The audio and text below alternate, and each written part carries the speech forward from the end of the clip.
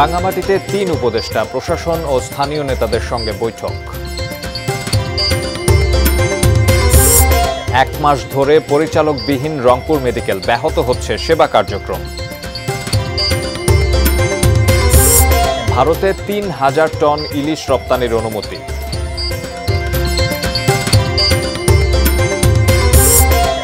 এবং সারা দেশে বেপরোয়া ইজি বাইক, মানছে না নিয়ম নীতি।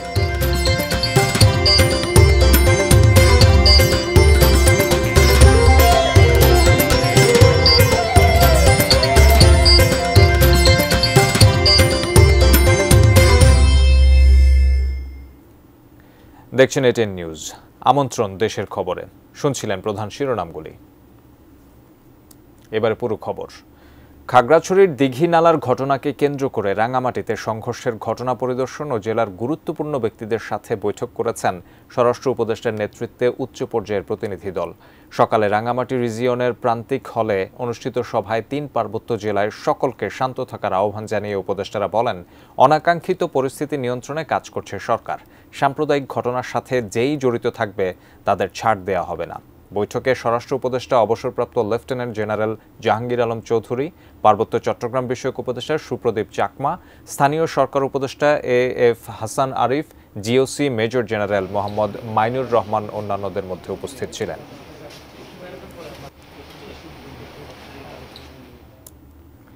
পার্বত্য চট্টগ্রামে সরকারিভাবে ইন্টারনেট বন্ধ করার কোনো ঘটনা ঘটেনি বলে জানিয়েছেন ডাক, টেলিযোগাযোগ ও তথ্য প্রযুক্তি উপদেষ্টা মোহাম্মদ নাহিদ ইসলাম। ফেনীর ছাগলনাইয়ার রাধানগরের দক্ষিণ আন্ধার মানিক ফুলগাজীর জগৎপুর এলাকায় বন্যা দুর্গত এলাকা পরিদর্শনে গিয়ে তিনি এই কথা বলেন। এ সময় ফেনীর জেলা প্রশাসক মোসাম্মদ শাহিনা আক্তার ও পুলিশ সুপার হাবিবুর রহমান সহ অন্যরা তার সঙ্গে ছিলেন। এ সময় উপদেষ্টা আরও বলেন, পাহাড়ে বহুমুখী ষড়যন্ত্র থেমে নেই, সেই সাথে দেশকে অশান্ত করার বহুমুখী ষড়যন্ত্র থেমে নেই। রাষ্ট্র সর্বোচ্চ গুরুত্ব দিয়ে বিষয়টি দেখছে।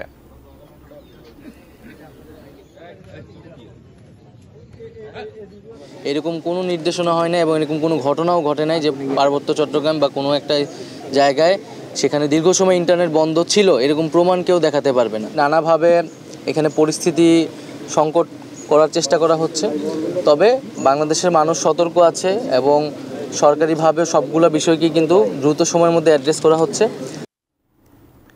1 মাসেরও বেশি সময় ধরে অভিভাবক শূন্য রংপুর মেডিকেল কলেজ হাসপাতাল। ফলে দাপ্তরিক কাজে স্থবিরতার পাশাপাশি ব্যাহত হচ্ছে সেবা কার্যক্রম। যথাযথ চিকিৎসা না পেয়ে দুর্ভোগ পোহাতে হচ্ছে রোগীদের। মনিরুজ্জামানের ক্যামেরায় বিস্তারিত জানাচ্ছেন রংপুর প্রতিনিধি শাহরিয়ার মিম। সম্প্রতি রংপুর মেডিকেল কলেজ হাসপাতালে অন্য গ্রুপের রক্ত দেয়ায় মারা যান ফাতেমা বেগম নামে এক রোগী। এরপর গত 10 আগস্ট অন্তর্বর্তী সরকারের প্রধান উপদেষ্টা ডক্টর মোহাম্মদ ইউনুস হাসপাতাল পরিদর্শনে এলে ফাতেমা বেগমের স্বজন এবং সাধারণ মানুষরা এ বিষয়ে ক্ষোভ প্রকাশ করেন। আমি ওষুধ কেনার জন্য যাচ্ছি, তারা বলতেছে যে এখানে মেডিকেল থেকে যে সাপ্লাই, এখানে আসি বলতেছি না সাপ্লাই নাই। ডাক্তাররা বলছে সাপ্লাই এখান থেকে দেবে, নার্সেরা বলছে না কোনো সাপ্লাই নেই। যে ভদ্রমহিলা ওখানে বসে আছে সে আমাদের সঙ্গে খুবই রাব বিহেভ করলো। উনি বললো যে না কোনো টিকিট দেওয়া হবে না, কোনো সময় আমরা মানি না, কোনো টাইম মানি না। এখানে যারা পেশেন্ট আসে রোগী নিয়ে, পেশেন্টের সঙ্গে যারা কর্মরত থাকেন কর্মকর্তা নার্স, তারা অসম্ভব দুর্ব্যবহার করেন। স্বাস্থ্য খাতে এত অপরিষ্কার পরিবেশ, যেটা খুবই কষ্টকর। আমি না, এটা সবার জন্য কষ্টকর।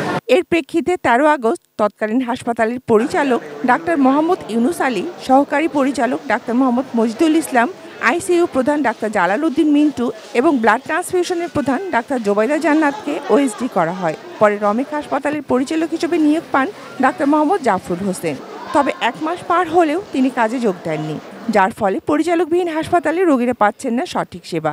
এরকম একটা প্রতিষ্ঠানে যত দ্রুত সম্ভব পরিচালকের পদায়ন হওয়া উচিত, তা না হলে অনেক সমস্যার সৃষ্টি হচ্ছে।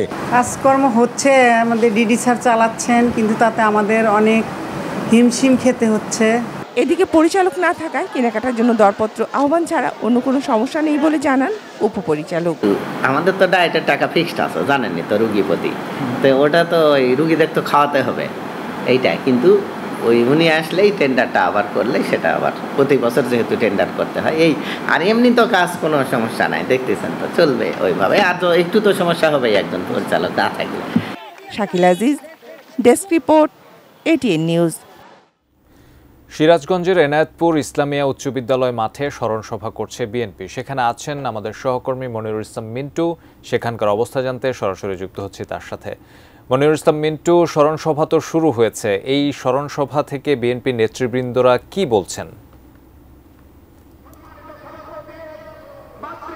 আজকের এই স্মরণসভা মূলত বৈষম্য বিরোধী ছাত্র আন্দোলনে বা গণঅভ্যুত্থানে যারা নিহত হয়েছেন তাদের স্মরণে এবং এই সিরাজগঞ্জের এনায়েতপুরে ইসলামিয়া স্কুল মাঠে যে স্মরণসভা, সেখানে যে মঞ্চ তৈরি করা হচ্ছে সেই মঞ্চে সিরাজগঞ্জের যারা শহীদ হচ্ছেন সেই শহীদ পরিবারের সদস্য রয়েছেন, যারা আহত রয়েছেন তারা রয়েছেন, তাদের পরিবার সদস্য রয়েছেন।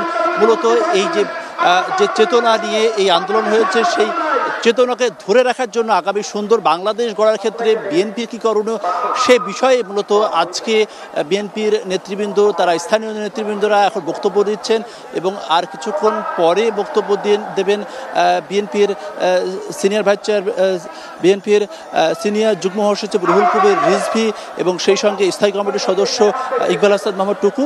এবং সর্বশেষে সবার আসলে আগ্রহের জায়গা সেটি হচ্ছে বিএনপির ভারপ্রাপ্ত চেয়ারম্যান তারেক রহমান। তিনি লন্ডন থেকে ভিডিও কনফারেন্সের মাধ্যমে সরাসরি বক্তব্য দিবেন এবং তিনি কী ধরনের নির্দেশনা দেন সেই বিষয়ে আসলে এখানকার স্থানীয় নেতৃবৃন্দ তারা অধীরে আগ্রহ অপেক্ষা করছেন। তবে যেটি রয়েছে আসলে বিএনপি ভারপ্রাপ্ত চেয়ারম্যান তারেক রহমান তিনি কিন্তু বারবারই দলীয় ঐক্য ধরে রাখার কথা বলছেন এবং সেই সঙ্গে সামাজিক সম্প্রীতি যাতে কেউ বিনষ্ট করতে না পারে সে বিষয়ে স্থানীয় নেতৃবৃন্দকে বিভিন্ন জায়গায় আহ্বান জানাচ্ছেন। কেউ যেন বিশৃঙ্খলা সৃষ্টি না করে সেজন্য দলীয় নেতাকর্মীদের প্রতি কঠোর নির্দেশনা দিচ্ছেন। তো আজকেও ধারণা করা হচ্ছে যে সেই ধরনের বক্তব্য তিনি রাখবেন এবং এই আজকের এই স্মরণসভাকে কেন্দ্র করে আমরা লক্ষ্য করেছি যে দুপুর থেকেই কিন্তু বিভিন্ন এলাকা থেকে মানুষ খণ্ড খণ্ড মিছিল নিয়ে তারা প্রচণ্ড গরম উপেক্ষা করেই এখানে অবস্থান নিয়েছেন। বলা যায় যে এই এলাকার বিএনপির মধ্যে যে নতুন করে যে গণজাগরণ তারই অংশ হিসাবে এই কর্মসূচি তারা অংশ নিচ্ছেন এবং এখান থেকে যে দিক নির্দেশনা আসবেন এখানকার স্থানীয় নেতৃবৃন্দ তারা বলছেন যে সেই দিক নির্দেশনা অনুযায়ী তারা আগামীতে স্থানীয় পর্যায়ে বিএনপির যে কর্মকাণ্ড সেই কর্মকাণ্ড পরিচালনা করবেন এবং যে শহীদদের রক্ত যাতে বৃথা না যায় সেক্ষেত্রে তারা সে কাজ করবেন। এবং আপনি জানেন যে বিএনপির পক্ষ থেকে বলা হয়েছে সংবাদ সম্মেলন করে এই যারা আন্দোলনে নিহত হয়েছেন তারা কিন্তু বিভিন্নভাবে 422 জন বিএনপির রাজনীতির সাথে কোনো রকমভাবে সম্পৃক্ত, ফলে এই আন্দোলনে বিএনপির একটি বড় ভূমিকা ছিল। সেই বিষয়টিও কিন্তু এখানে তুলে ধরার যে চেষ্টা সেই চেষ্টা থাকবে। তো এই ছিল বলতে গেলে এখনকার মতো এই যে এনায়েতপুর ইসলামিয়া স্কুল মাঠের যে স্মরণসভার সর্বশেষ অবস্থা। সবাই অপেক্ষা করছেন বিএনপির ভারপ্রাপ্ত চেয়ারম্যান তারেক রহমানের বক্তব্যের জন্য। তো আমরাও নিশ্চয়ই সেটি দর্শকদের সরাসরি দেখানোর চেষ্টা করব। মিন্টু, আপনি থাকেন সেখানে, আমরা পরবর্তী সংবাদে আপনার সঙ্গে আবারও যোগাযোগ করার চেষ্টা করব। দর্শক, সিরাজগঞ্জের এনায়েতপুরে চলছে বিএনপির উদ্যোগের স্মরণসভা। আমরা এতক্ষণ ছিলাম সেই আয়োজনে। জানাবো আরও কিছু খবর। আসন্ন দুর্গাপূজা উপলক্ষে ভারতে ৩,০০০ মেট্রিক টন ইলিশ রপ্তানির অনুমোদন দিয়েছে সরকার। শনিবার বাণিজ্য মন্ত্রণালয়ের জারি করা এক আদেশে বলা হয়েছে, আসন্ন দুর্গাপূজা উপলক্ষে বিভিন্ন রপ্তানিকারকদের আবেদনের পরিপ্রেক্ষিতে নির্ধারিত শর্ত পূরণ সাপেক্ষে ৩,০০০ মেট্রিক টন ইলিশ মাছ রপ্তানির অনুমোদন দেয়া হলো। এতে আরও বলা হয়, যারা ইলিশ রপ্তানি করতে চান তাদের মঙ্গলবার বেলা 12টার মধ্যে বাণিজ্য মন্ত্রণালয় বরাবর আবেদন করতে হবে। অন্তর্বর্তী সরকার ভারতে ইলিশ রপ্তানি করবে কিনা এ নিয়ে বেশ কিছুদিন ধরে আলোচনা চলছে। এর মধ্যেই এই সিদ্ধান্ত এলো। গত বছর ভারতে ৩,৯৫০ মেট্রিক টন ইলিশ রপ্তানির অনুমতি দিয়েছিল বাণিজ্য মন্ত্রণালয়। দেশের মোট মৎস্য উৎপাদনে ইলিশ মাছের অবদান প্রায় 12%। বছরে প্রায় ৬.৫ লাখ মেট্রিক টন ইলিশ উৎপাদন হয়।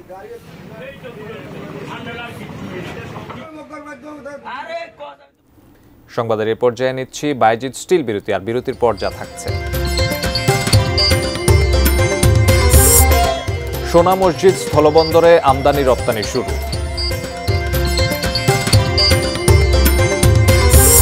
এবং আধুনিক বাদ্যযন্ত্রের দাপটে হারিয়ে যেতে বসেছে একতারা দোতারা।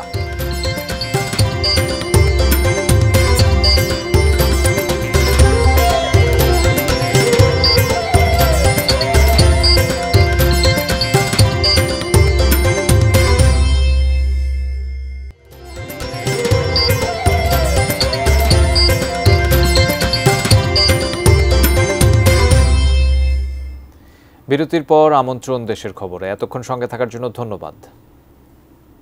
জানাবো আরও কিছু খবর। প্রশাসনের নজরদারি ও হস্তক্ষেপ না থাকায় সারা দেশে অবাধে চলছে ব্যাটারি চালিত ইজি বাইক। বেশিরভাগই চলছে অবৈধভাবে।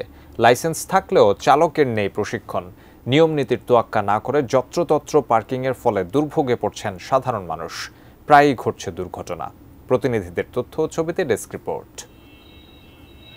ঝিনাইদহ শহরে এভাবেই যত্রতত্র চলাচল করছে ইজি বাইক। ইজি বাইকের দাপটে সাধারণ মানুষের হাঁটাই যেন দায়। যেখানে সেখানে পার্কিং ও অদক্ষ চালকদের কারণে ঘটছে দুর্ঘটনাও। যানজট তো আছেই, তারপরে আপনার লেগে মানে দিনে সেটা খুব দিক ঠিক নেই, ব্রেক করে বসে থাকে, লোকের পার্বত্য সময় চলে যায়। পৌরসভা থেকে একটা চালক লাইসেন্স দেওয়া হলেও চালকের কোনো প্রশিক্ষণ দেওয়া হয় না। গোপালগঞ্জেও গলার কাটা হয়ে দাঁড়িয়েছে ব্যাটারি চালিত ইজি বাইক ও রিকশা। শহরের পাশাপাশি জেলার বাইরে থেকে আসা অটোরিকশার চাপে সৃষ্টি হয় অসহনীয় যানজট। ফলে হিমশিম খেতে হয় ট্রাফিক পুলিশদের।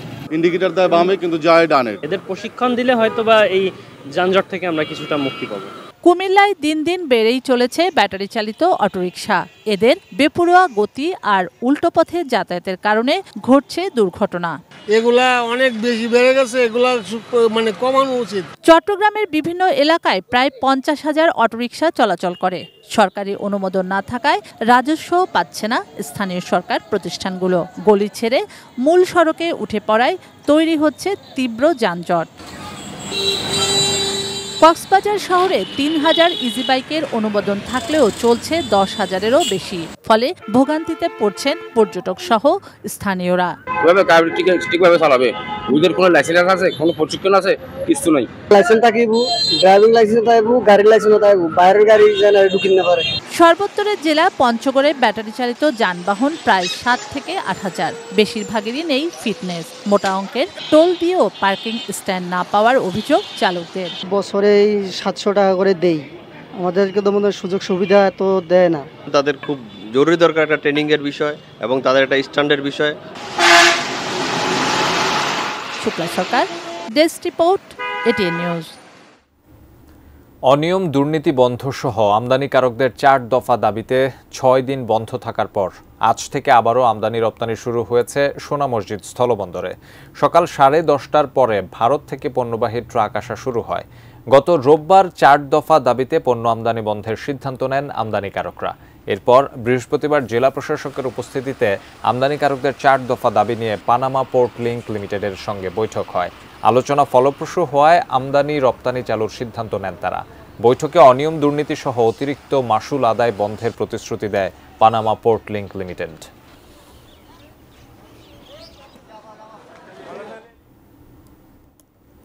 সংবাদের এই পর্যায়ে আরও একবার নিচ্ছি ছোট্ট একটা বিরতি, সঙ্গেই থাকুন।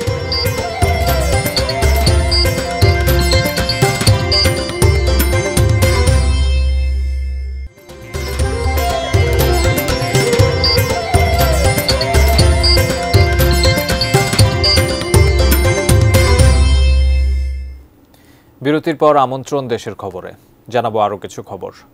শখের বশে মুরগি পালন দিয়ে শুরু, 9 বছরে তা দাঁড়িয়েছে 20,000 মুরগির বিশাল খামারে। ঝিনাইদহের কলেজ শিক্ষক জুলফিকার হোসেনের এই সাফল্য গাঁথা এখন স্থানীয়দের অনুপ্রেরণার উৎস। 2015 সালে বাড়ির ছাদে 50টি মুরগি পালন শুরু করেন ঝিনাইদহের আরটি ডিগ্রি কলেজের প্রভাষক মোহাম্মদ জুলফিকার হোসেন। সেগুলো বড় হলে বিক্রি করে লাভের মুখ দেখেন। সে বছরই 7 লাখ টাকা খরচ করে বাড়ির পাশের পতিত জমিতে একটি শেডে বড় করেন 1000 ব্রয়লার মুরগির বাচ্চা। এখন শহরের হামদহ সহ এলাকার জুলফিকারের বাড়িতে 2 বিঘা জমিতে 8টি শেডে বড় হচ্ছে নানা জাতের 20,000 মুরগি।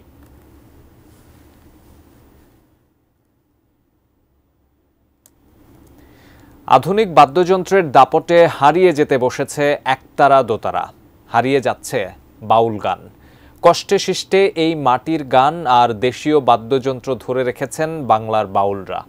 যশোরের বাউল শিল্পী মকবুল দোতারা নিজেই দোতারা বানিয়ে গান করেন, আনন্দ বিলিয়ে চলেন মানুষের মাঝে। যশোর প্রতিনিধি তামান্না ফারজানার তথ্য ছবিতে বাউল মকবুল হোসেন।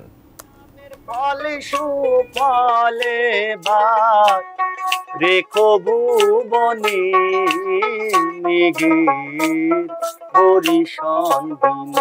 যশোর সদর উপজেলার ভেকুটিয়া গ্রামের তেঁতুলতলার বাসিন্দা বাউল শিল্পী মকবুল হোসেন গানের টানে এনজিওর চাকরিতে মন টেকেনি। এখন গানই তার জীবন, গানই জীবিকা। বাবা ছিলেন দোতারার কারিগর। বাউল গানের পাশাপাশি বাবার কাছ থেকে দোতারা তৈরি করাটাও রপ্ত করেছিলেন মকবুল। গান করতে করতেই নিম আর কাঁঠাল কাঠ দিয়ে দোতারা তৈরি করেন মকবুল হোসেন। সময় লাগে 15 দিন। একটি দোতারা তৈরিতে খরচ পড়ে প্রায় 10,000 টাকা, আর মানভেদে বিক্রি হয় 12 থেকে 15,000 টাকায়। বাউল মকবুলের হাতে তৈরি দোতারা দেশ ছেড়ে পাড়ি জমিয়েছে বিদেশেও। তবে অর্থের অভাবে একাই কাজ করতে হয় তাকে, সংসারেও অভাব অনটন। এটা প্রায় শেষের দিকে, তো এটাকে আবার উজ্জীবিত করার জন্য আমি এই দোতারাটাকে আঁকড়ে ধরে রেখেছি এবং দোতারা কাজ করি। আমার এই দোতারা বাংলাদেশের বিভিন্ন জেলা উপজেলা থেকে আসে এই দোতারা নিতে। অর্থের অভাবে দোতারা শিল্পকে প্রত্যাশা মতো এগিয়ে নিতে পারছেন না এই বাউল শিল্পী। সরকারি পৃষ্ঠপোষকতা পেলে দেশ বিদেশের চাহিদা অনুযায়ী তৈরি হতো দোতারা, এলাকারও সুনাম বাড়ত। সরকারের কাছে আমাদের এইটুকু আবেদন, দোতারা তৈরি করতে একটু আর্থিক সহযোগিতা করতেন, তাহলে আমাদের এই ব্যবসাটাকে আর একটু বাড়ানো যেত। আমাদের এলাকা ভিত্তিক যারা শিল্পী আছেন সবাই কম বেশি এখান থেকে কিনে নিয়ে যায়। আমি একটা দোতারা নিতে এসেছি, বুঝলেন, এখানকার দোতারা খুব ভালো। 2 মেয়ে ও 1 ছেলের জনক মকবুল হোসেন। মেয়েও গান করেন বাবার সঙ্গে।